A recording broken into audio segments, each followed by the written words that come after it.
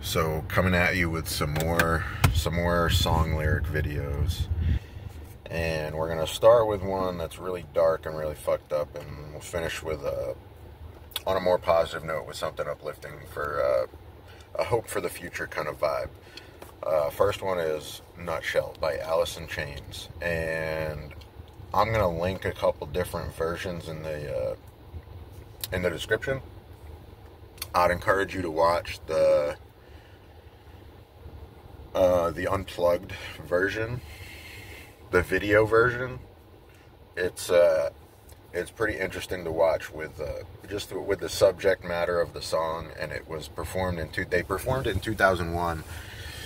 I think, or around there, but anyway, it was like a year or two before Lane Staley, the lead singer, died, and he was, at the time of the video, he was all strung out on heroin, and it was like really obvious just looking at him. He was like super skinny, like wearing sunglasses, really, even his voice was kind of cracking throughout the entire album.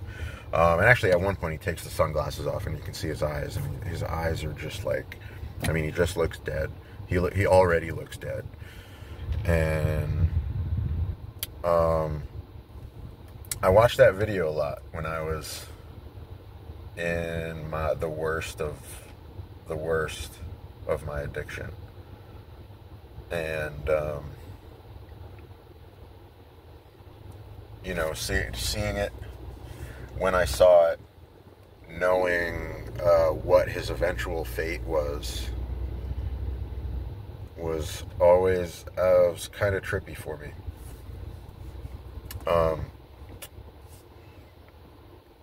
It was kind of like a look into, basically, like, I thought I was going to end up like him. I was a lot like him. One time or another, there were ups and downs, but anyway. Oh! Okay, I thought we had technical difficulties. So, we chase misprinted lies. We face the path of time. And yet I fight, this battle all alone. No one to cry to, no place to call home. This song is simple. It's really, really simple. And I think simple poetry, simple songs can be interpreted in a lot of different ways. And so much of, especially now, so much of our existence is bullshit. Whether you're talking about, like, I don't know, at least in my belief, a lot of the stuff you read in a history book, a lot of, the news, and even just in your own life with your relationships, at least with me, like with family, it was like there was a lot of pretend, like, I don't know, just for example, at holidays, just people come together and like pretend like everything's not all fucked up, or at least that was my experience. And at least in that situation, I don't know, you can't really do justice to,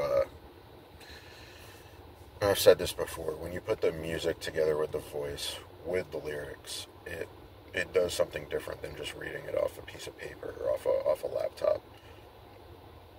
And then after that, it goes into the chorus, and it's just like, ooh, a couple times. And I'm a shitty singer, so I'm not going to subject you guys to that. My gift of self is raped.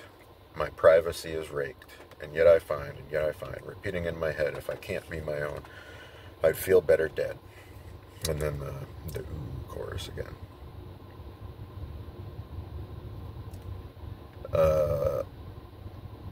That first line that can be taken a couple different ways by people in a couple different situations. My gift of self is raped. Was it raped by an experience? Was it raped by a person, either figuratively or literally, or did you rape your own gift of self, which, in my case, was a combination of the first and the last. I definitely dug my own grave. Privacy is raped. That I've always struggled to kind of understand what they meant by that. And if I can't be my own, I'd feel better dead.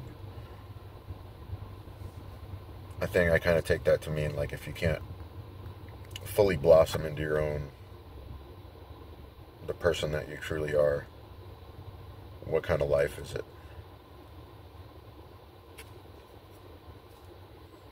Anyway, enough of that dark shit. Let's go with some reggae. This is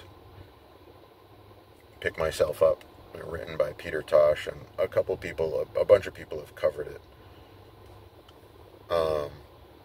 Notably, his son, Andrew Tosh, and I think that's a really good version. I'm going to link to that version too.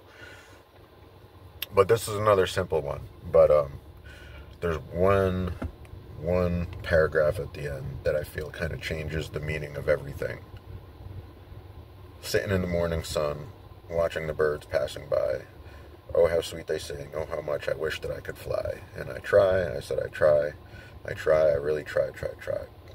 But I got to pick myself up, dust myself off, start all over again.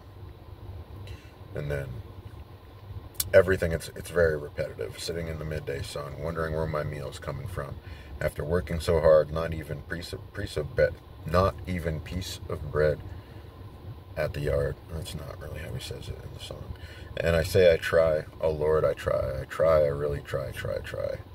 Sitting in the evening sun, watching the same birds passing by. Sitting and wondering, waiting for the time for me to fly. And I try, I said I try. Good Lord, I try. So long and I just fine. I really try. So long and I just fine. It was just a waste of time. So long and I just fine. I've been wasting all my time. And then it ends with I've got to pick myself up. But that second to last section there. So it's a story about him seeing birds and wanting to try to fly, and he really wants to fly. And he hits the dirt, and he dusts himself off, and he tries again. And this can be taken, art is kind of in the eye of the beholder. This can be taken as like a motivational song if you fucked up or you're down on your luck. And, you're going to pick yourself back up. It's been that to me many times. But that paragraph, so long and I just find it was just a waste of time. I've been wasting all my time. I feel like you can kind of take that to mean that this is a song about knowing your abilities and knowing your limitations, knowing what's realistic. He was wasting his time because he doesn't have fucking wings, man. That's like I said, it's in the eye of the beholder. It can mean whatever you need it to mean at the particular spot in life that you're at. But I always found I listened to it one time after hearing it a million times, and I actually paid attention to that last part, and it kind of changed the way I looked at it a little bit. But anyway, this one was pretty long. I hope this entertains somebody. So it was a little bit jumpy. I'm a little bit tired. It's been a long day, but I'll catch you on the next one.